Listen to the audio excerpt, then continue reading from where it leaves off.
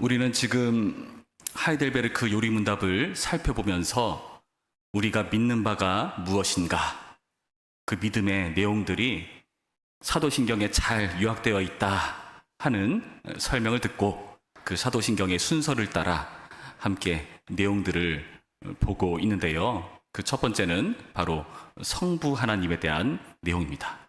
아마 오늘부터 다음 주까지 다루고 그 다음부터는 꽤 긴 시간 동안 성자 예수님에 대해서 다룰 예정입니다.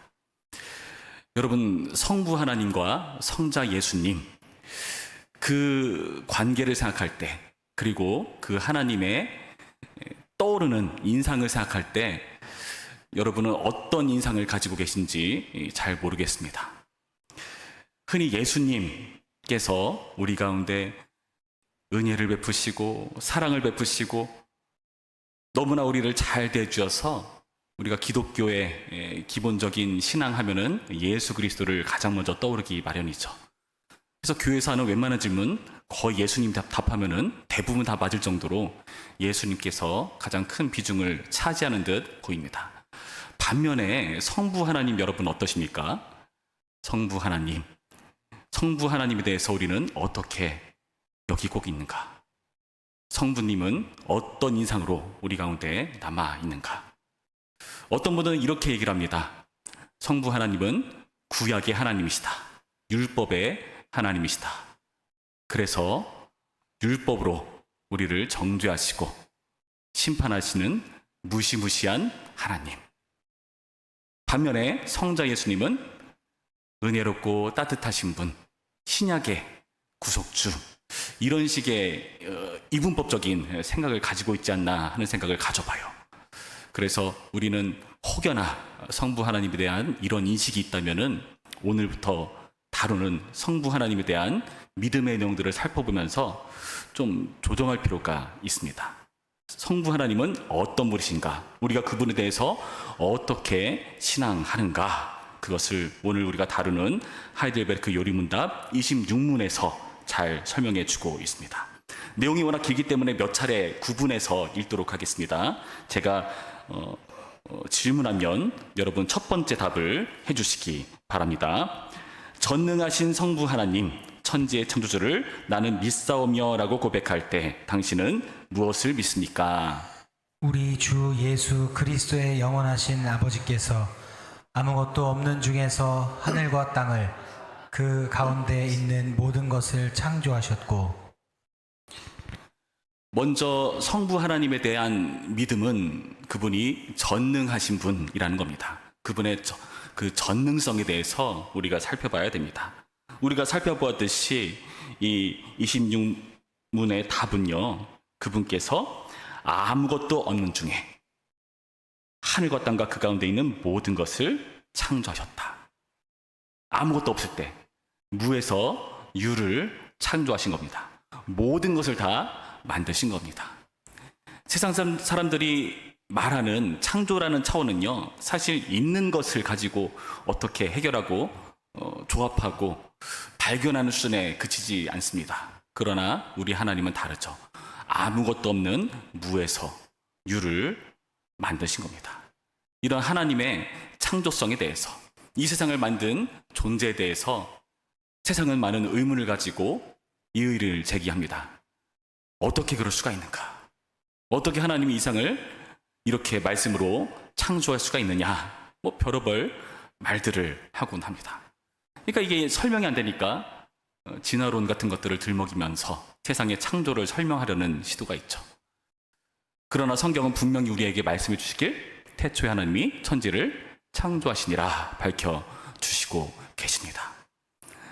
만약에 우리가 이 세상에 있는 하나님의 창조를 믿지 못하는 사람들을 의식했다면은, 하나님께서 그러하셨다면은 창세기 1장 1절에 이렇게 각주를 달아가지고 많은 설명을 했을 겁니다. 여기서 창조한 하나님이란 이러한 분이시고 이러이러한 원리를 쫓아서 이러이러하게 세상을 만들었다. 하나하나 다 증명해냈을 겁니다. 근데 하나님 그렇게 구차하게 안 하십니다. 그냥 당당하게 선포할 뿐입니다. 그러니까 이것은 설명의 영역이 아니라 신학의 영역이에요. 그래서 히브리서 11장 3절 말씀에 이렇게 되어 있습니다. 믿음으로 모든 세계가 하나님의 말씀으로 지어진 줄을 우리가 아나니 보이는 것은 나타난 것으로 말미암아 된 것이 아니니라.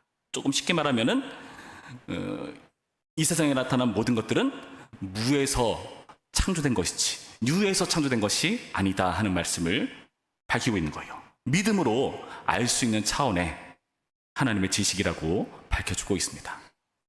그래서 여러분, 이 부분에 대해서 이의를 제기하거나 딴지를 거는 사람들과 상대하실 때 그것을 증명하려고 너무 애쓰지 마시기 바랍니다. 증명의 차원이 아니에요. 믿음의 차원입니다. 믿음이 없다면 도저히 우리의 작은 머리로는 이해할 수 없는 차원의 지식입니다. 믿음으로 알 수 있는 차원이라는 것을 밝혀주고 있습니다.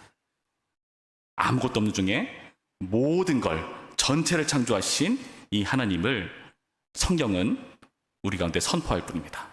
그분의 전능성은 이렇게 창조를 통해서 드러납니다. 그러는데 단순히 창조에만 국한되지 않습니다. 이 전능자 하나님은 창조에서 그치는 게 아니라 더 나아가십니다. 바로 어떤 일을 하는가? 그분께서 신실하게 일하십니다. 그래서 우리가 성부 하나님께 대한 믿음의 내용은 신실성, 그분의 신실함을 믿어야 하는 것입니다. 26문 답 두 번째 부분을 읽어볼 텐데요. 제가 다시 질문드리면 여러분 두 번째 답변을 해주시기 바랍니다. 전능하신 성부 하나님, 천지의 창조주를 나는 믿사오며 라고 고백할 때 당신은 무엇을 믿습니까?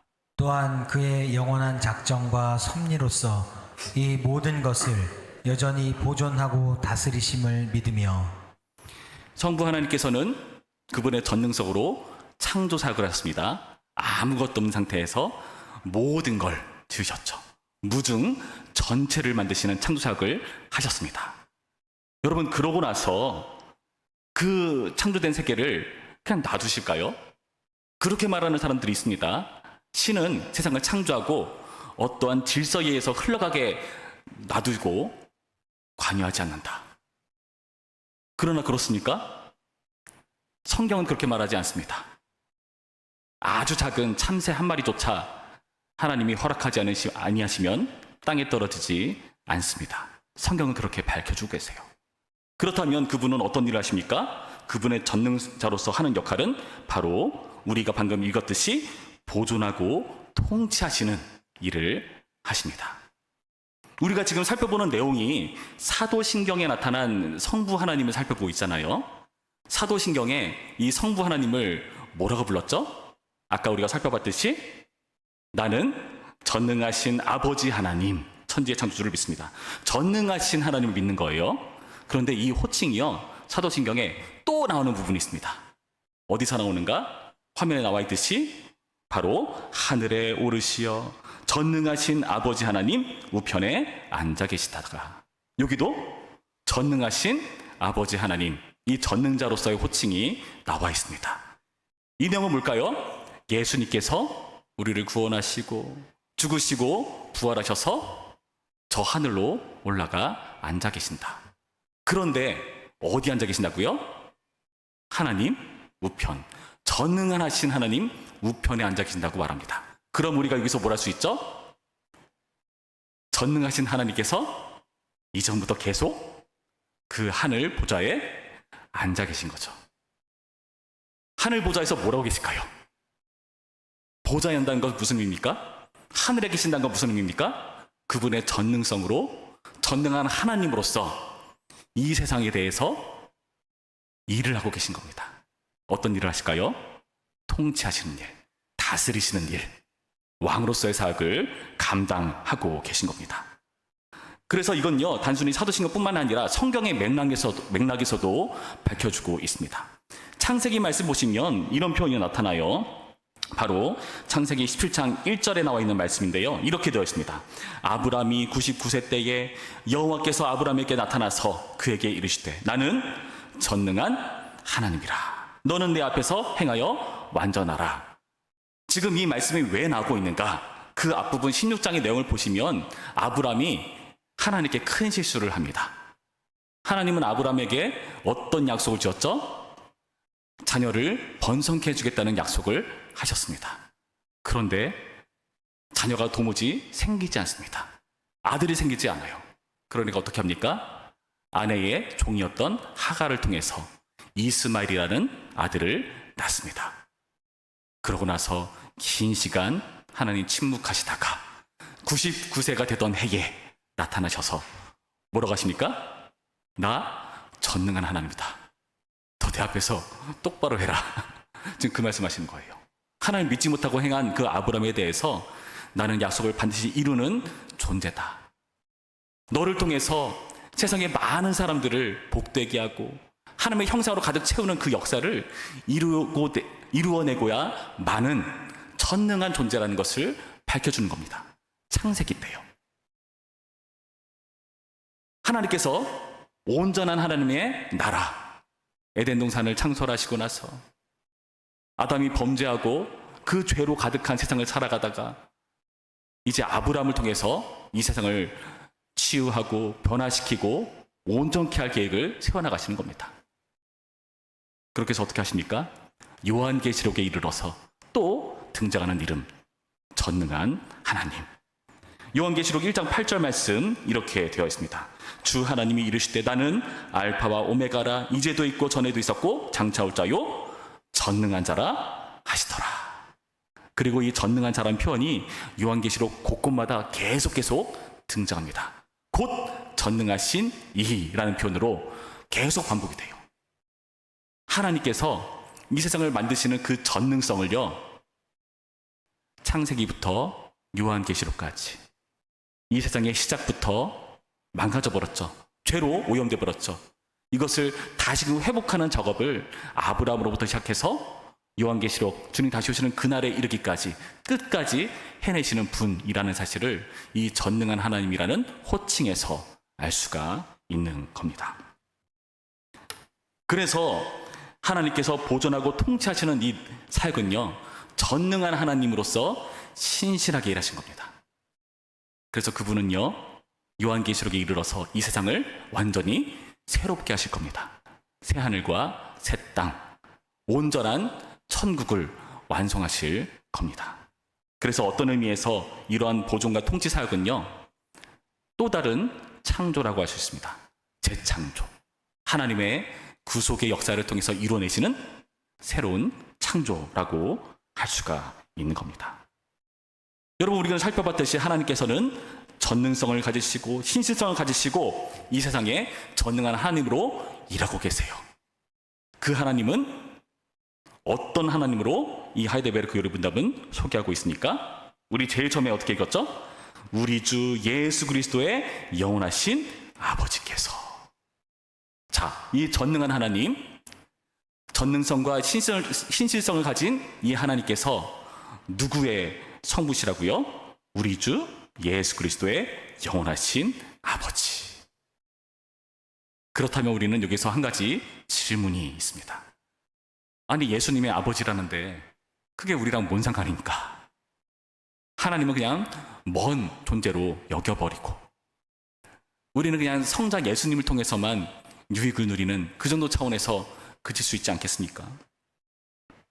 전능하고 신실한 하나님, 그분이 바로 우리 주 예수 그리스도의 영원하신 아버지시라는데, 예수 그리스도의 아버지라고 하시는데 그 예수님의 성부께서 도대체 우리와 무슨 상관이 있습니까?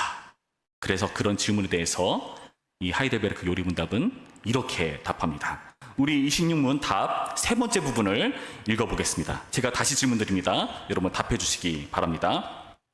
전능하신 성부 하나님, 천지의 창조주를 나는 믿사오며라고 고백할 때 당신은 무엇을 믿습니까? 이 하나님께서 그의 아들 그리스도 때문에 나의 하나님과 나의 아버지가 되심을 나는 믿습니다.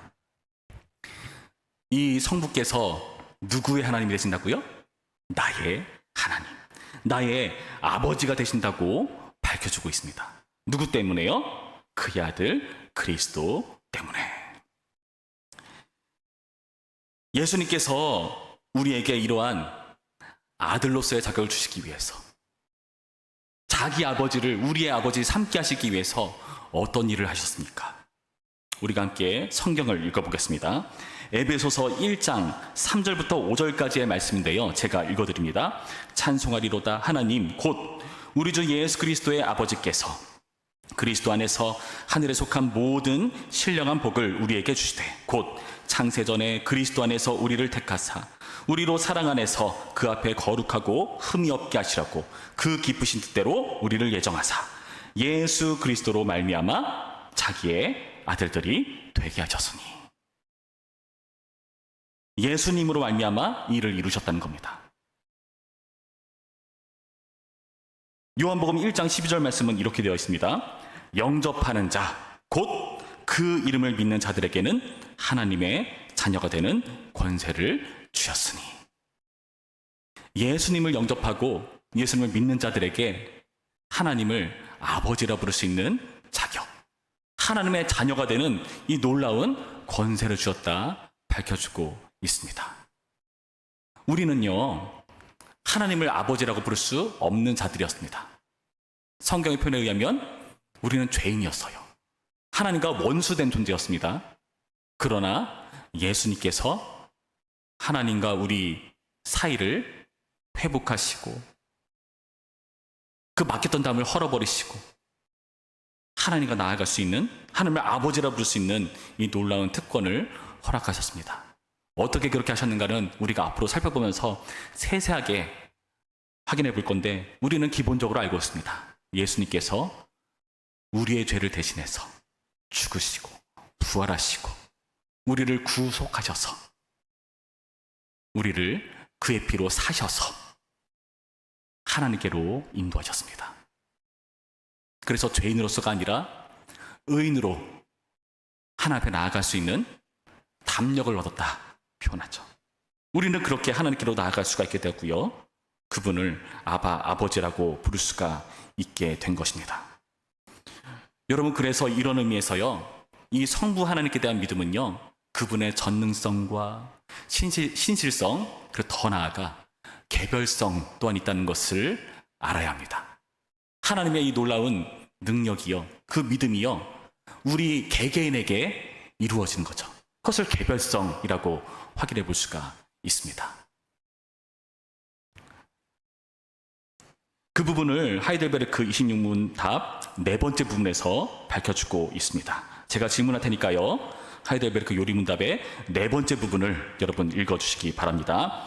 전능하신 성부 하나님, 천지의 창조주를 나는 믿사오며라고 고백할 때 당신은 무엇을 믿습니까?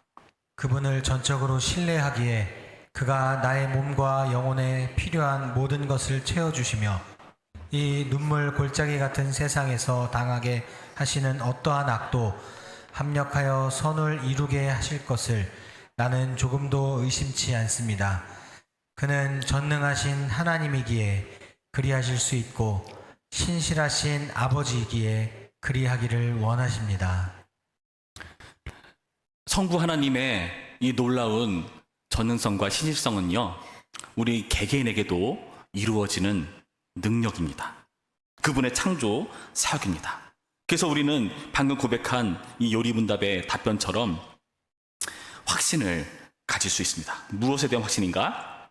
그분께서 우리에게 공급해 주신다는 확신. 그가 나의 몸과 영혼에 필요한 모든 것을 채워주시며 우리의 부족한 것을 채워주시는 하나님이라는 믿음을 가질 수 있습니다. 그리고 이 눈물 골짜기 같은 세상에서 당하게 하시는 어떠한 악도 합력하여 선을 이루게 하실 것을 나는 조금도 의심치 않습니다. 우리가 눈물 골짜기라 부를 만큼 힘들고 어려운 그 악에게 휘둘리는 그런 상황조차 합력해서 선으로 이루신다. 우리에게 공급해 주시고 성선하시는 하나님의 능력이, 그 창조의 능력이 우리에게 나타나는 것입니다. 창세기 1장 2절 말씀 보면은 하나님께서 세상을 창조하셨을 때 처음에 태초 하나님이 천지를 창조하시니라 하고 나서 어떠한 뭔가를 만드셨어요. 그 어떠한 무언가의 상태가 정말 어떻게 하기 어려운 처참한 상황 가운데 있었습니다. 이렇게 되어 있죠. 땅이 혼돈하고 공허하며 흑암이 깊음 위에 있고, 그런데 여기서 희망이 되는 것, 하나님의 신은 수면에 운행하셨다. 땅이 혼돈하고 공허했다고 말합니다. 세상뿐만 아니라 우리의 인생도 그렇습니다. 우리도 혼돈하고 공허할 때가 있습니다. 그러나 여러분 믿으시기 바랍니다. 우리의 그런 상태를요, 성령께서 운행하시고 성자께서 선포하시고 성부 하나님께서 우리의 그런 개인적인 삶 가운데 창조의 능력을 나타내십니다. 어떻게요? 전능성으로, 신실성으로, 우리 개개인에게 개별성으로 일하시는 분인 줄 믿습니다. 그래서 공허한 나의 삶이 어떻게 됩니까? 하나님께서 뭐뭐하라 라고 말씀하실 때 그것이 그대로 되니라, 창세기에서 말하듯이 하나님께서 우리의 인생 가운데 말씀으로 그분의 행하시고자 하시는 바들을 선포하시고 우리 삶 가운데 이루어내십니다. 그리고 혼돈한 우리의 삶, 여기 나타난 표현에 의하면, 이 문답에 의하면요, 이 눈물골짜기 같은 세상에서 당하게 하시는 어떠한 악도 당하게 하신대요. 그러니까 하나님께서 의도적으로 우리에게 허락하신 악이라는 거예요. 하나님께서 당하게 하신 겁니다. 얼마나 다행인지 모릅니다. 우리 하나님이 제우스 같은 이상한 신이라면 불안할 거예요. 근데 우리에게 당하게 하시는 분이 전능하시고 신실하신 아버지시잖아요. 그것도 하나님께서 합력해서 선을 이루게 하신다. 보시기에 좋았더라, 심히 좋았더라 하는 역사를 이루어내시는 분인 걸 믿으시기 바랍니다. 하나님께서요, 이렇게 우리에게 개별적으로 창조의 사역을 하시는 분이십니다. 그분의 전능성과 신실성을, 개별성을 우리 인생 가운데 행하시는 분이십니다. 그러니까 우리 하나님의 자녀로서 어떤 태도를 가져야 될까요? 우리는 이렇게 해야 됩니다. 마태복음 7장 9절부터 11절까지의 말씀 제가 읽어드립니다. 너희 중에 누가 아들이 떡을 달라 하는데 돌을 주며 생선을 달라 하는데 뱀을 줄 사람이 있겠느냐? 너희가 악한 자라도 좋은 것으로 자식에게 줄 알거든. 하물며 하늘에 계신 너희 아버지께서 구하는 자에게 좋은 것으로 주시지 않겠느냐? 우리에게 좋은 거 주시는 하나님이신 줄을 믿으시기 바랍니다. 누가복음 맥락에서는 이 좋은 것이 성령님으로 제시가 됩니다. 하늘의 모든 신뢰한 것을 성령님으로 우리에게 주셔서 그 놀라운 세상의 차원에서 그치지 않고 더 높은 차원의 유익을 우리에게 끼치시는 분이시란 걸 밝혀줍니다. 로마서 8장 32절 말씀 이렇게 되어 있습니다. 자기 아들을 아끼지 아니하시고 우리 모든 사람을 위하여 내주시니까 어찌 그 아들과 함께 모든 것을 우리에게 주시지 아니하겠느냐. 예수님을 아끼지 않으셨어요. 그리고 그분을 주시고 그분을 주시는데 뭔들 못 주시겠습니까? 그 아들과 함께 모든 것을 우리에게 주시는 분이라고 밝혀줍니다. 혼돈하고 공허한 세상, 그 세상을 하나님께서 관여하시고 온전한 하나님 나라로 이루어 가시는 그 전능하신 하나님, 신실하신 하나님께서 우리 개인의 인생 가운데에서도 이렇게 모든 것으로 채우시고 보기 좋게 역사하시는 분이십니다. 그래서 우리는 하나님의 자녀로서 이렇게 간구해야 됩니다. 빌립보서 4장 6절에서 7절까지의 말씀을 우리 한 목소리로 읽습니다. 시작. 아무것도 염려하지 말고 다만 모든 일에 기도와 간구로 너희 구할 것을 감사함으로 하나님께 아뢰라. 그리하면 모든 지각에 뛰어난 하나님의 평강이 그리스도 예수 안에서 너희 마음과 생각을 지키시라. 아멘. 염려하지 마시기 바랍니다. 감사하시기 바랍니다. 그러면서 주님께 기도할 줄 아는 그런 하나님의 자녀로서의 태도가 우리 가운데 있어야 하는 것입니다. 우리는 성부 하나님에 대해서 살펴보고 있습니다. 성부 하나님에 대한 오해. 그분은 구약의 하나님이셔. 그분은 율법의 잣대로 우리를 심판하시고 겁주시는 분이셔. 신약에 가서야 예수님이 나타나셔서 우리를 구원해내시고 은혜를 베푸시는 분이시잖아. 아니요, 그렇지 않습니다. 구약에서도요, 은혜의 회복의 말씀이 있습니다. 구속하시는 하나님의 역사가 있습니다. 신약에서도요, 정죄하시고 벌 주시고 심판하시는 그런 하나님의 모습이 있습니다. 구약이든 신약이든 마찬가지입니다. 성경 전체적으로 우리는 하나님의 공의와 그분의 은혜, 이 양면을 다 확인할 수가 있는 겁니다. 그러니까 그것을 이분법적으로 나눠서 예수님만 마치 우리를 구원하시는 분인 양, 하나님은 우리를 심판하시는 분인 양 열 것이 아니라, 오늘의 이 하이델베르크 요리 문답을 통해서 우리는 성부 하나님에 대한 바른 이해를 가져야 합니다. 이를 돕기 위해서 제가 책을 하나 인용해 드립니다. 마이클 리브스라는 신학자가 쓴 선하신 하나님이라는 책에 나와 있는 내용입니다. 이 선하신 하나님이라는 책은요, 성부, 성자, 성령 하나님에 대해서 정말 감동적으로 설명해주는 아주 좋은 책입니다. 한번 읽어보셔도 괜찮을 법합니다. 조금은 어려울 수 있지만 그 다른 신학책에 비해서는 쉬운 편입니다. 읽으시면서 은혜를 누렸으면 좋겠습니다. 거기 이렇게 되어 있습니다. 이 신학자는요, 요한복음 17장 24절의 말씀, 아버지께서 창세 전부터 나를 사랑하심으로, 이 말씀을 이렇게 해석해주고 있습니다. 잘 들어보시기 바랍니다. 이분이 바로 예수 그리스도를 통해 계시된 하나님이다. 창조 사역을 시작하기도 전에, 세상을 통치하기도 전에, 다른 무엇보다도 이전에 이 하나님은 자기 아들을 사랑하시는 아버지셨다. 만물이 있기 전부터 하나님은 창조자와 통치자이시기 이전에 이미 아버지셨고, 이런 하나님이 일하시는 모든 방식은 아름답고도 자유롭기 그지없다. 낮에는 본업인 아버지로 계시다가 저녁에는 다시 원래의 하나님으로 돌아와 쉬는 방식이 아니다. 하나님이 아버지시라는 말은 케이크 위에 아버지다운 아이싱을 방울방울 얹어놓은 것을 말하는 것도 아니다. 하나님은 원래 아버지시다. 처음부터 마지막까지 아버지시다. 그러므로 그분이 하시는 모든 일은 아버지로서 하시는 것이다.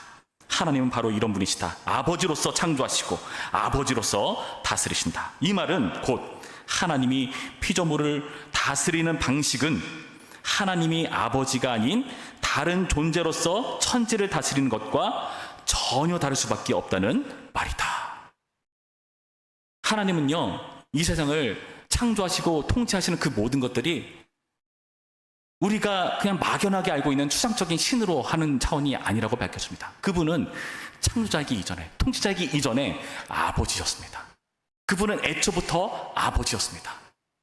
영원 전부터, 여기서 영원이라는 것은요, 시간의 개념이 아닙니다. 시간을 초월한 개념을 말하는 겁니다. 시간을 초월해서 그분의 아들이신 성자 예수 그리스도와 풍성한 사랑의 관계를 누리셨던 아버지십니다. 그것이 그분의 본래 근본적인 정체성이십니다. 그 아버지가 창조자이시고 통치자이신 겁니다. 창세전에 우리를 예정하셨다고 하셨죠. 우리를 예정하실 때 하나님은요, 아버지였습니다. 아버지로서 우리에게 나타나시고자 이렇게 창조를 하신 것이고, 이 세상뿐만 아니라 모든 것, 그 모든 것에 우리도 들어가 있죠. 여섯 번째 날 사람을 창조하시고 그분의 형상으로 그 자리에 책임을 진 존재로, 하나님을 대신하는 존재로 세우셨습니다. 우리가 바로 그런 존재입니다. 우리는 하나님을 쏙 빼닮은 아들이요 딸인 줄 믿으시기 바랍니다. 그래서 하나님께 대한 우리의 신앙은요, 그분이 아버지라는 그 근본적인 믿음에서 시작해야 합니다. 그렇지 않다면 우리는요, 계속해서 헷갈리고 오해할 수 있습니다. 아, 하나님은 나를 정말 미워하시나 보다. 어쩜 우리를 이렇게 괴롭히실까? 악을 허용하셨다고? 왜 그랬었을까? 난 이렇게 괴롭고 힘든데.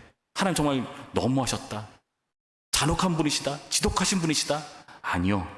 아버지로서 우리가 감당지 못할 시험이 아니라 능히 감당하고 이겨 승리할 수 있는, 성숙할 수 있는, 성장할 수 있는 차원의 악을 우리 가운데 허용하십니다.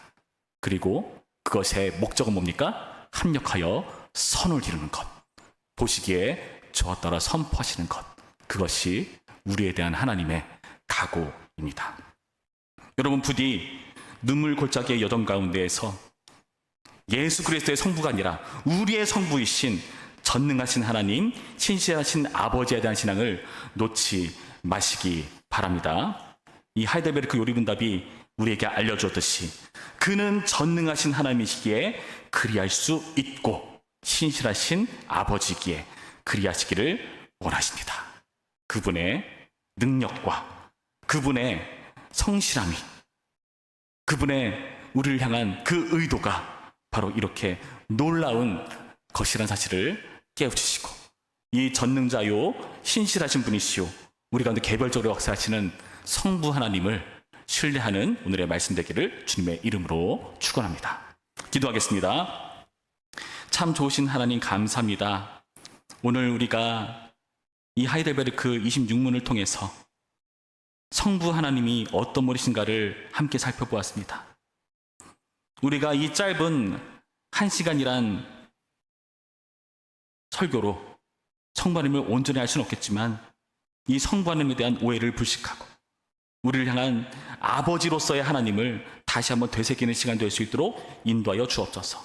어떠한 상에서도 우리의 악을 끝내 온전케 하셔서 선을 이루시는 하나님 것을 믿게 하여 주옵시고, 우리의 필요를 채우시는 분인 것을 믿게 하여 주옵시고, 우리의 눈물골짜기 여정 가운데에서 전능하신 하나님, 신실하신 아버지에 대한 신앙을 놓지 않을 수 있도록 도와 주옵소서. 그렇게 행하실 주님을 기대합니다. 예수님의 이름으로 기도합니다. 아멘.